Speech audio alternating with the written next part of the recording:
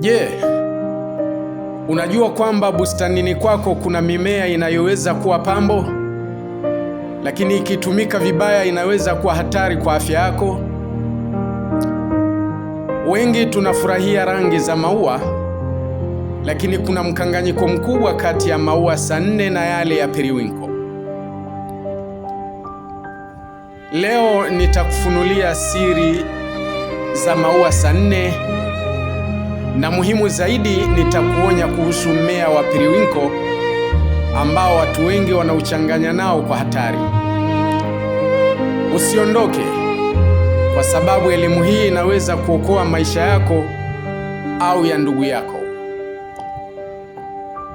Maua saa nne, yani Mirabilis jalapa, hufunguka jioni kuanzia saa 10 hadi saa 12. Ni kama mmea wenye ratiba ya kazi, lakini msimamo wake ni tofauti kabisa na periwinkle, yani maua ya saa 6 ambayo huchanua wakati wa mchana kwenye jua kali. Watu wengi wamekuwa wakiita yote majina ya mazoea, na hapo ndipo tatizo linapoanzia. Sasa hapa ndipo kwenye jambo muhimu sana. Watu wengi wakiona maua ya periwinkle, yani yale ya saa 6, wanadhani ni tiba ya kawaida kama ilivyo kwa maua ya saa 4. Hii ni hatari. Periwinkle ina kemikali zenye nguvu sana zinazotumiwa hata kwenye dawa za saratani hospitalini. Hiyo inamaanisha nini? Inamaanisha kwamba mmea huu una nguvu ya kushambulia seli za mwili.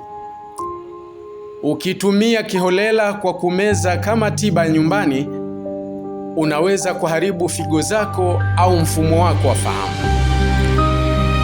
Tofauti na saa 4 ambayo ina matumizi ya asili ya kawaida, periwinkle si ya kumeza bila ushauri wa kitaalamu. Usiwe mwathirika wa mazoea ya mtaani.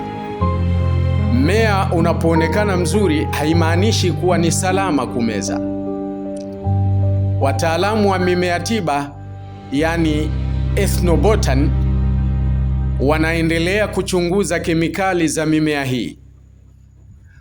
Wakati tunasherehekea urembo wa maua saa 4, tunapaswa kuwa na tahadhari kubwa na periwinkle.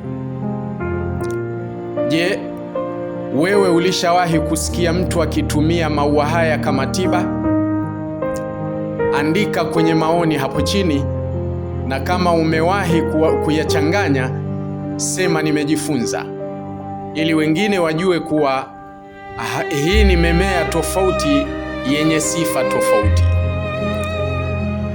Sasa umeyafahamu maajabu ya maua saa 4 na hatari ya kuyachanganya na periwinkle.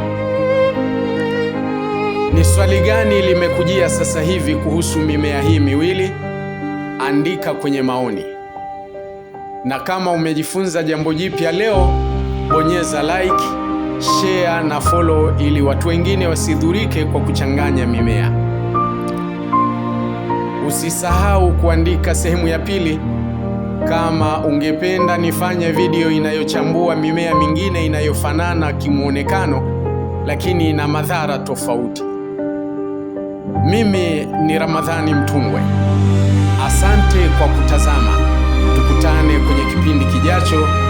Wa assalamu alaikum wa rahmatullahi wa barakatuh.